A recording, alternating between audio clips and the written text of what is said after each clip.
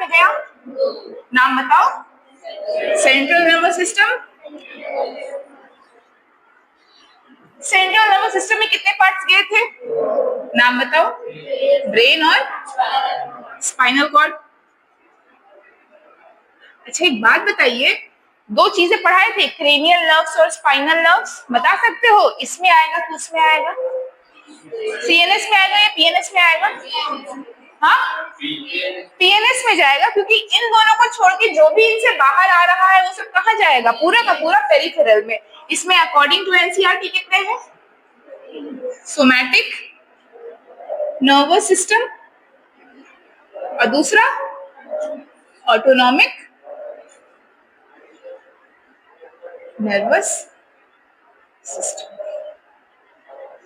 ठीक है, अब देखो पूरे के पूरे जब ब्रेन की हम बात करेंगे तो तुम उसमें तीन पार्ट्स पढ़ते हो ना, कौन कौन सा? फोर ब्रेन, मिड ब्रेन और हाइंड ब्रेन। तो फोर ब्रेन में तुम्हारा सेरिब्रम आएगा और पूरा का पूरा थैलेमस डायनसेफेलन का पार्ट आएगा। उसके सब पार्ट्स हम लोग बाद में करेंगे, ठीक है? प्रोसेंसेफेलन पढ़ोगे तुम लोग, मेसेंसेफेलन पढ़ोगे, ठीक है? तो अब हम आते हैं स्पाइनल कॉर्ड में। स्पाइनल कॉर्ड आपके सिलेबस से हटाया हुआ है, मतलब कि स्पाइनल कॉर्ड आपको नीट में नहीं पढ़ना है, तो हम लोग स्पाइनल कॉर्ड का डॉर्सल रूट वगैरह कुछ नहीं देखेंगे। इधर आओ, ब्रेन के पार्ट्स बताओ तो मुझे। फोर ब्रेन, मिड ब्रेन और हाइंड ब्रेन। देखो इसको प्रोसेंसिफेरन कहते हैं साइंटिफिक लैंग्वेज में, इसको मेसेंसिफेरन कहते हैं, इसको रोम्बेनसिफेरन कहते हैं। बोलो, इसको बोलते हैं प्रोसेंसिफेरन, इसको बोलते हैं मेसेंसिफेरन और इसको बोलते हैं रोम्बेनसिफेरन। ठीक है, नेक्स्ट, स्पाइनल कॉर्ड आपके सिलेबस में है ही नहीं, प्लीज लास्ट बेंच, बुक्स मत देखो, जो बता रहे हैं सुनो। स्पाइनल कॉर्ड आपके सिलेबस में नहीं है। इधर आ जाओ, somatic nervous system. What is somatic? Voluntary. आपका पूरा का पूरा स्केलेटल सिस्टम आपके कंट्रोल में है ना, आप अपना हाथ अपनी मर्जी से हिला पाते हो, अपना चेहरा अपनी मर्जी से मुंडी से हिला पाते हो, अपने पैरों को अपनी मर्जी से हिला पाते हो, तो पूरा का पूरा स्केलेटल सिस्टम जो कि किसमें है? वॉलेंटरी कंट्रोल में है। ये कैसा है हमारा? वॉलेंटरी कंट्रोल है। क्या हम कह सकते हैं ये मेरा स्केलेटल सिस्टम है?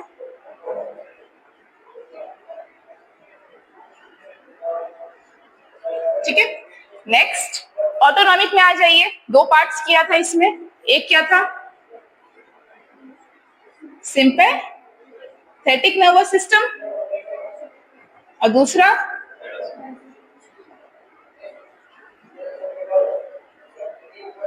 Para sympathetic nervous system. इसमें से डर वाला कौन था? पैरा था कि सिंपैथेटिक था? फियर वाला कौन था? डर लगता है ना, एड्रेनलिन रश भागती है ना, बहुत जोश आ जाए किसी चीज से या तुरंत क्या हो जाए, डर लगे, तो हम कहते हैं ना फाइट या फ्लाइट हार्मोन्स रहता है, इमरजेंसी हार्मोन्स रहता है।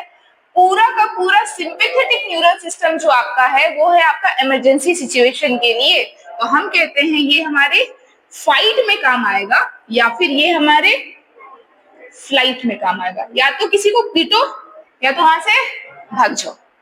पैरासिम्पैथेटिक क्या करेगा? रिलैक्स करवाएगा। बॉडी जनरली जब रिलैक्स रहती है तो कौन सा नर्वस सिस्टम काम कर रहा होता है? Parasympathetic. Please take your copies, note down करो इसको पहले।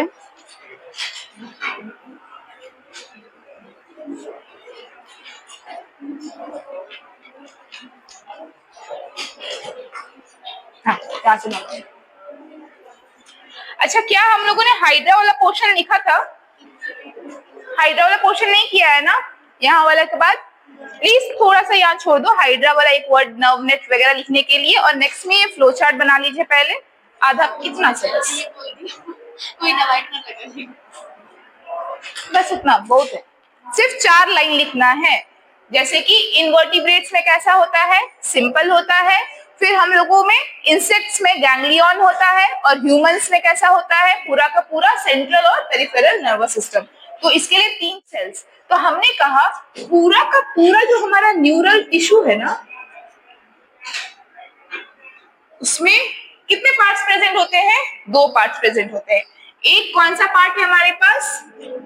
न्यूरॉन्स का, और दूसरा किसका है?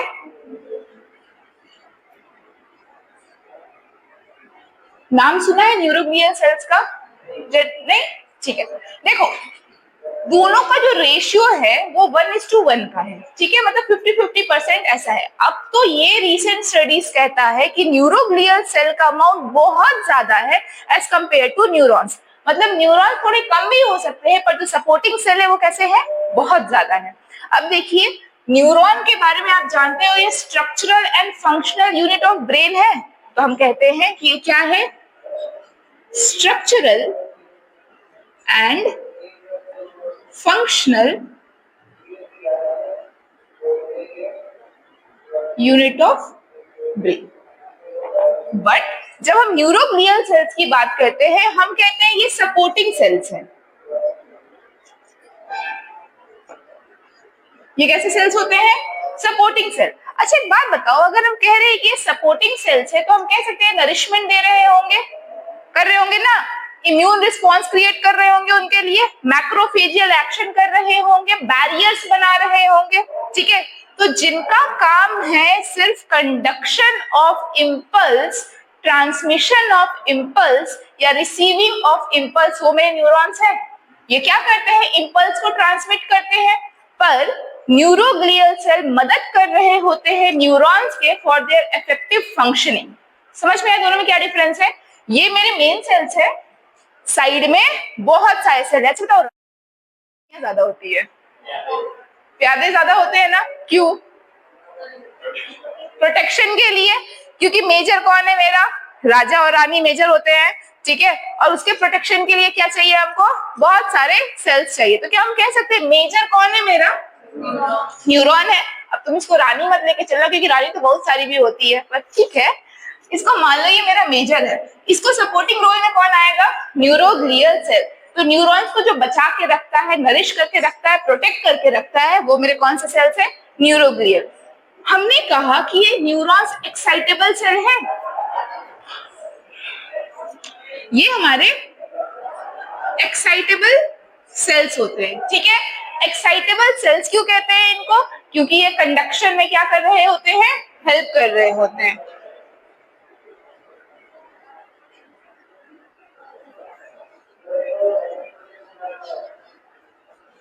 इसको कहते हैं कंडक्शन ऑफ इम्पल्स। इसको याद करने का तरीका ये है कि सबसे पहले तो ये किसी चीज को रिसीव करते हैं, प्रोसेस करते हैं, ट्रांसमिट करते हैं, ठीक है। अच्छा, ये डिटेक्ट भी कर सकते हैं।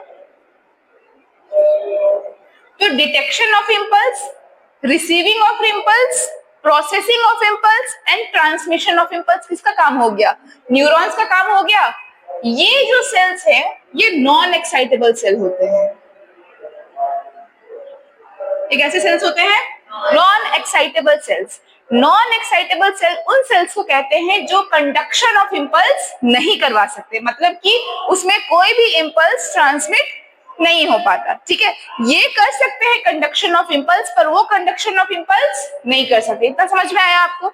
अब देखो, क्या हम ये जानते हैं कि न्यूरॉन्स जो होते हैं उनके पास कैपेसिटी ऑफ डिवीजन नहीं होता? याद है सबको? हमने कहा था कि न्यूरॉन्स के पास क्या नहीं होता है? कैपेसिटी ऑफ डिवीजन नहीं होता। अच्छा, एक बात बताइए, अभी जस्ट हमने देखा कि न्यूरॉन्स कैन नॉट डिवाइड, ठीक है। ये डिवाइड क्यों नहीं कर सकते थे? इनके पास क्या नहीं होता था? सेंट्रियोल्स। तो एब्सेंस ऑफ सेंट्रियोल होने की वजह से न्यूरॉन्स क्या नहीं कर पाते थे? डिवाइड। दूसरा चीज मेमोरीज एसोसिएशन था, याद है? अब ये मैच्योर हो गए हैं, इनके पास बहुत सारा काम है, मेमोरीज है, बहुत सारा फंक्शन है। अब ये सारा फंक्शन एक नए सेल को बताना या दूसरे सेल में ट्रांसमिट करना क्या पॉसिबल था? नहीं था। तो हम कह सकते हैं कि कैन नॉट डिवाइड, ये नॉन डिवाइडिंग सेल है, ये हमारे कांट डिवाइड। बट जो न्यूरोग्लियल सेल्स है, ये क्या कर सकते हैं? Can divide. ये डिवाइड कर सकते हैं, क्योंकि इनका काम क्या क्या का है? नरिशमेंट का है, प्रोसेसिंग का, सारा काम ये देख रहे हैं ना न्यूरॉन्स का, उसको प्रोटेक्ट करने का। तो ये डिवाइड कर सकते हैं। इतना ही ट्विस्ट नहीं है, उसके अंदर आपको टाइप्स ऑफ सेल पढ़ने हैं। देखो, आप पढ़ोगे एस्ट्रोसाइट, ठीक है। सबसे इंपॉर्टेंट इसमें आप क्या पढ़ोगे, नहीं फंक्शन बता रही हूं, ब्लड ब्रेन बैरियर, ठीक है। क्या होता है बताऊंगी। दूसरा आप पढ़ोगे ओलिगो डेंड्रोसाइट, इंटरेस्टिंगली एनसीईआरटी में नहीं दिया हुआ है, फॉर्म माइलिन शीथ, ठीक है। तीसरा आप पढ़ोगे शॉन सेल, सेम है, फॉर्म माइलिन शीथ, फंक्शन कैसे डिफर करेगा वो बताऊंगी। नेक्स्ट है आपका, इसमें आप पढ़ोगे माइक्रोग्लियल सेल, ऐसा समझिए ये इम्यूनिटी के सेल है, इम्यून सेल्स हैं जो मैक्रोफेज की तरह बिहेव करेंगे।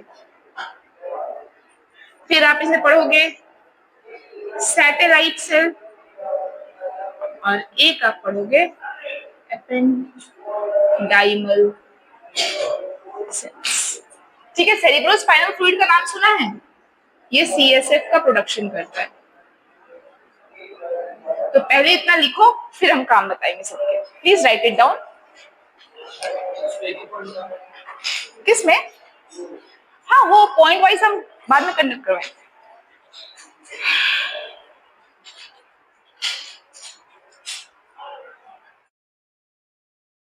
जादू इसे, हाँ ठीक है, 1 सेकेंड हो गया।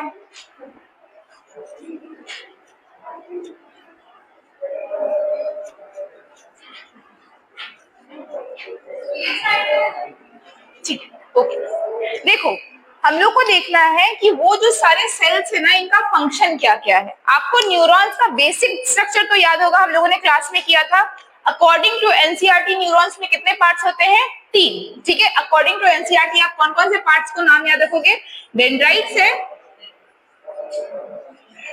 बोलो साइटोन है, या जिसको तुम सेल बॉडी कहते हो, और क्या होते हैं axons, no vending axons same.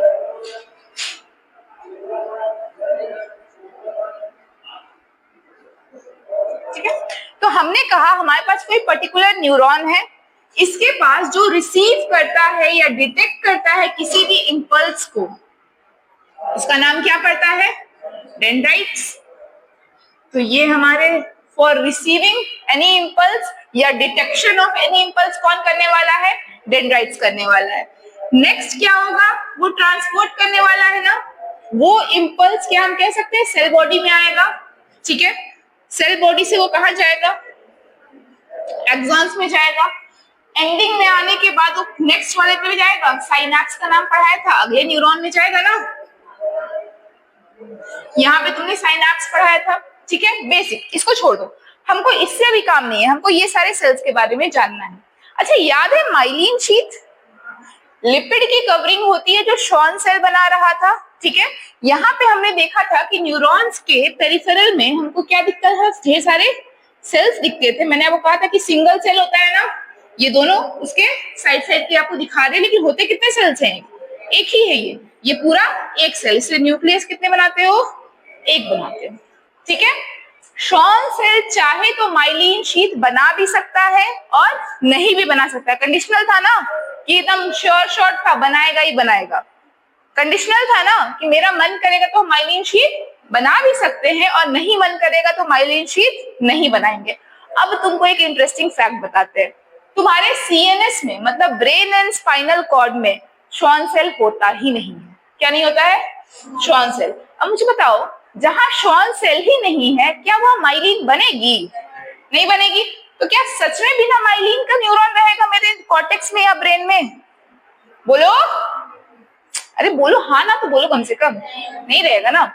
अब देखो तो यहाँ और एक है जो माइलिन शीथ बना रहा है, कौन है वो, इसका मतलब पीएनएस में जो माइलिन शीथ बन रहा होगा वो कौन बना रहा होगा, शॉन सेल। और सीएनएस में शॉन सेल क्या है, एब्सेंट है, तो यहाँ पे माइलिन शीथ कौन बनाएगा, ओलिगो डेंड्रोसाइट। नीट का क्वेश्चन है ये, ठीक है। इन सीएनएस या सेंट्रल नर्वस सिस्टम अगर हमको माइलिनेटेड न्यूरॉन्स मिल रहे हैं, अगर हमको माइलिन शीथ मिल रहा है, इसका मतलब वो माइलिन शीथ किसने बनाया है? ओलिगोडेंड्रोसाइट्स। क्या वो श्वान सेल ने बनाया है? नहीं, क्योंकि श्वान सेल तो एब्सेंट है सीएनएस में। लेकिन पीएनएस में अगर हमको माइलिनेटेड न्यूरॉन्स मिल रहे हैं तो वो किसने बनाए होंगे? श्वान सेल में, क्योंकि पीएनएस में श्वान सेल हमको मिलता है। कॉन्सेप्ट समझ में आया? दूसरा देखो, एस्ट्रोसाइट्स है, नाम देखो, ब्लड ब्रेन बैरियर, मतलब कि ब्रेन मतलब न्यूरॉन्स की बात कर सकते हैं। ब्रेन में जाता है ना ब्लड, हाँ या ना? न्यूरॉन्स जाना चाहिए ना ब्लड, उसके बिना कैसे तुम्हारा ट्रांसपोर्ट ऑफ गैसेस, नरिशमेंट कैसे जाएगा? मतलब कि अगर मान लीजिए ब्लड है जो कि वेसल्स में बह रहा होगा, ठीक है, अब मुझे बताओ क्या ब्लड डायरेक्टली न्यूरॉन को इन्फ्लुएंस करना चाहिए? क्यों नहीं करना चाहिए? ब्लड में एंटीजेंस है, ब्लड में पैथोजेंस होते हैं, ब्लड में टॉक्सिन हो सकता है, कुछ भी हो सकता है ना ब्लड में, क्या वो डायरेक्टली न्यूरॉन पे अटैक कर दे? नहीं ना। तो न्यूरॉन और तुम्हारे ब्लड सप्लाई के बीच में कुछ सेल्स होते हैं, स्टार लाइक होते हैं, और इनका ना ऐसे करके एसोसिएशन होता है ऐसे। तो अगर आप ध्यान दे रहे होंगे, ये जो एस्ट्रोसाइट्स है ये आपके न्यूरॉन से अटैच्ड है, और ब्लड और ब्रेन के बीच में क्या बना रहे हैं? बैरियर, ताकि ब्लड का सिर्फ नरिशमेंट किसके पास जाए?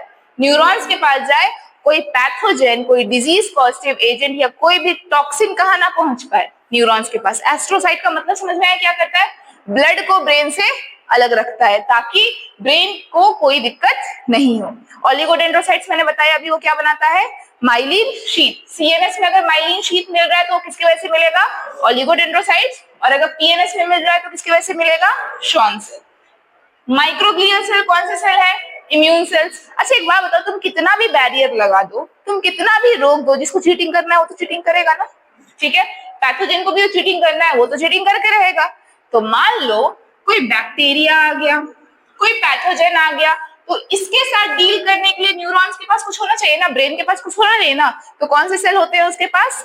माइक्रोग्लियल सेल, जो कि इम्यून के सेल्स होते हैं, जो हेल्प करते हैं किसी भी पैथोजेन के साथ फाइट करने में, या हम कह सकते हैं इम्यून रिस्पॉन्स को क्रिएट करने में।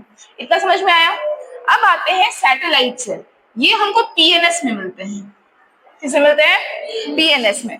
तो जैसे कि यहाँ पे पूरे सेल्स हमको इसको नरिशमेंट दे रहे थे ना, तो पीएनएस में भी तो न्यूरॉन्स होगा। तो पीएनएस के न्यूरॉन को जो सपोर्ट कर रहे होते हैं, नरिश कर रहे होते हैं, उन सेल्स का नाम क्या है? Satellite cell. मैंने आपको कहा था बोन्स के अलावा आपको न्यूरॉन से भी क्या मिलते हैं? Satellite cell. सैटेलाइट डीएनए कहाँ पढ़ा था? क्रोमोसोम्स में नॉन स्टेनिंग सेकेंडरी कंस्ट्रक्शन पढ़ा था ना। तो सैटेलाइट वर्ड बहुत सारी जगह हमने क्या किया है? यूज किया है। यहाँ पे भी सैटेलाइट सेल है जो पीएनएस में क्या कर रहे हैं? सपोर्ट करेंगे और नरिश करेंगे, ठीक है? सीएसएफ का नाम सुना है? Cerebro spinal fluid. क्या होता है? वो ब्रेन के वेंट्रिकल्स में जो लिक्विड मिलता है उसका नाम क्या पड़ता है? Cerebro spinal fluid. उसका प्रोडक्शन एपेंडाइमल सेल्स कहते हैं। क्या आपको सारे काम समझ में आए? जनरलाइज समझ में आए? न्यूरॉन्स और न्यूरोग्लियल सेल के बीच में क्या डिफरेंस है? क्या ये एक्साइटेबल होंगे? क्या ये कंडक्ट करेंगे? लेकिन क्या ये डिवाइडिंग सेल्स है? लॉजिक क्लियर है? यहाँ तक में कोई दिक्कत? वो वर्ड हम लिख लेना अगर तुमने नहीं लिखा होगा, पीएनएस में सपोर्ट और नरिशमेंट। अब हम लोग नेक्स्ट हो गए लो।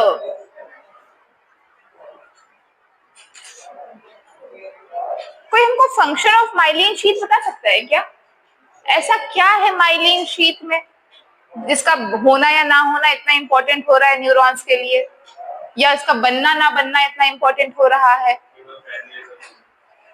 ठीक है, नोड ऑफ रैनवियर तो वो जगह हो गई ना जहां पे माइलिन शीथ एब्सेंट है, या फिर जो बीच में जगह बचती है वो नोड ऑफ रैनवियर है। माइलिन शीथ का काम क्या है? ऐसा क्या है? Insulation. It is not compulsory for Schwann cell to form myelin sheath. It is not compulsory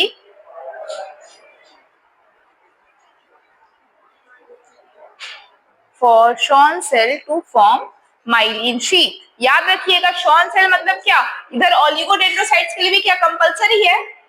नहीं है ना। तो हो भी सकता है, नहीं भी हो सकता है।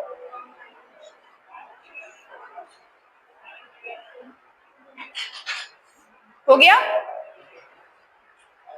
लेकिन याद क्या रखेंगे, अगर सीएनएस में है तो कौन बनाएगा माइलिन शीथ? ओलिगोडेंड्रोसाइट्स, और अगर पीएनएस में है तो कौन बनाएगा? Schwann cell. डन। चलो अब कुछ नाम पूछते हैं तुमसे, उसके बाद छोड़ देंगे। क्या लिखना है? नहीं, 4 वर्ड बिना। डायग्राम सेम है, बस नाम बदल जाएगा।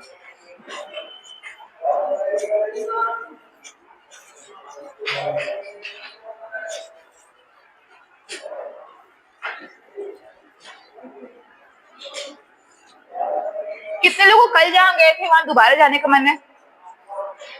हाँ, कल हमसे पूछा गया कि आपको दोबारा भी जाना है क्या? घूमने कहाँ दिया उन्होंने म्यूजियम हमें? जो देखना था वो तो देखने ही नहीं दिया। और एक बात बताओ, वेना केवा में ऑक्सीजनेटेड ब्लड आता है? जब मैडम ने सुपीरियर और इंफीरियर बोला था, तुम गधों ने मुंडी हिला। मैंने कहा ये कब हुआ भाई? मेरे वाले बोल भी नहीं रहे कि वेना केवा में ऑक्सीजनेटेड ब्लड नहीं आता है। हाँ, लोब्स बड़ा जल्दी आता है, फ्रंटल, पेराइटल, टेम्पोरल। और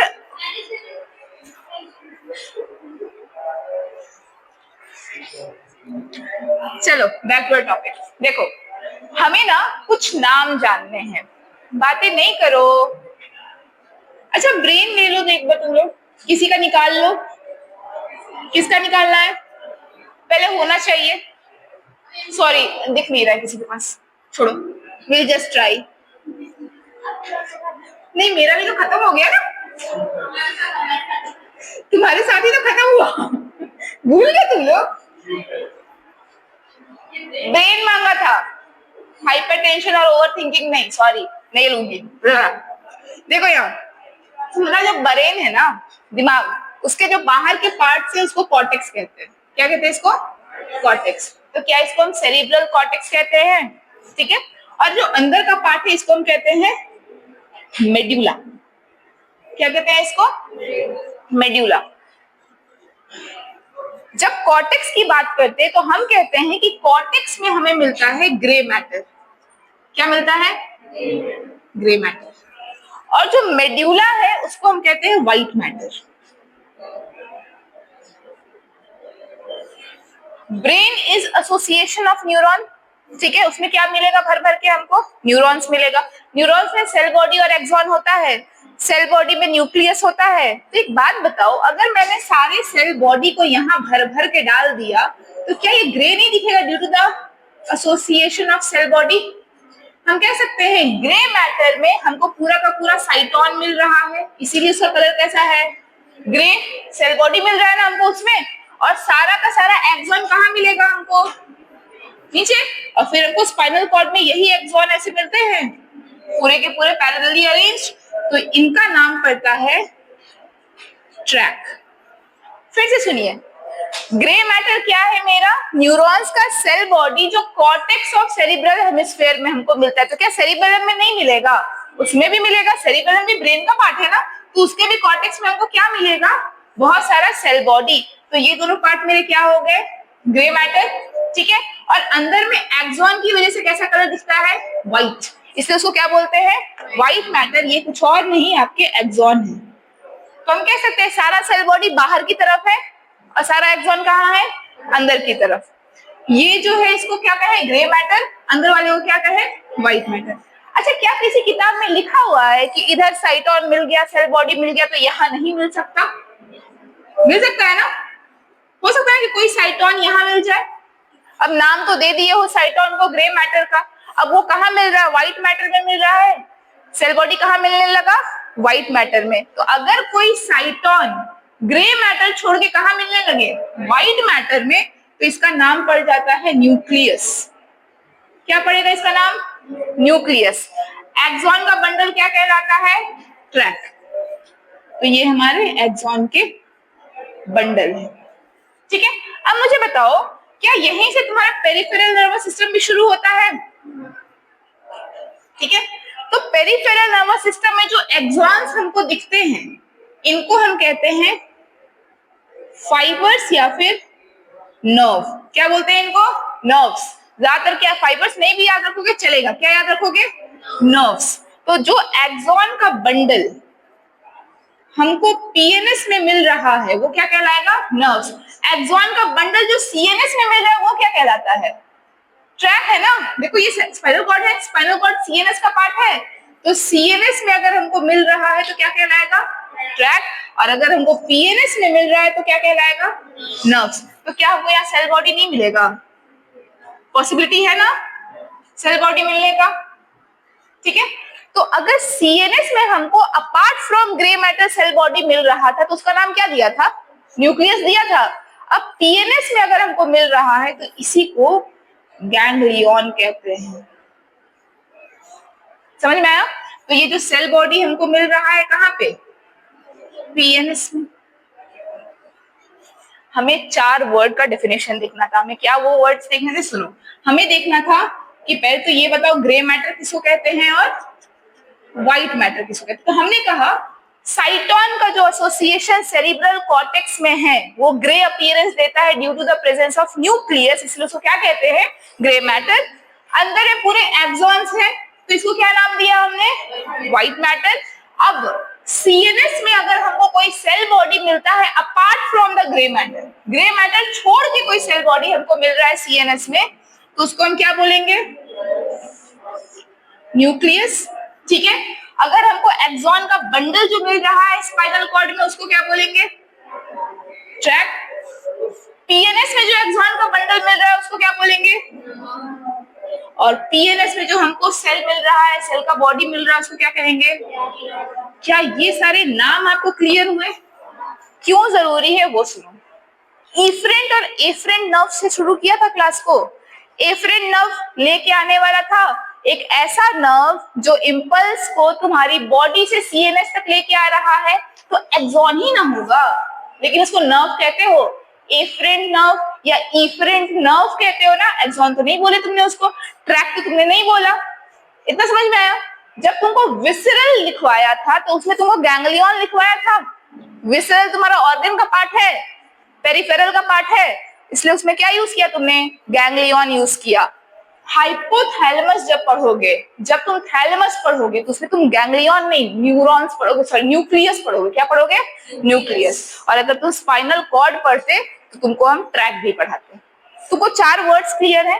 नोट्स में दे देंगे, लिख लेना, लेकिन ये वर्ड्स क्लियर हुए आप लोगों को? हाँ या ना? पहले मुझे बताओ, ब्रेन के कॉर्टेक्स में क्या मिलता है? बोलो। हमको उसके मेड्यूला में क्या मिलेगा? ग्रे मैटर का कलर ग्रे क्यों है?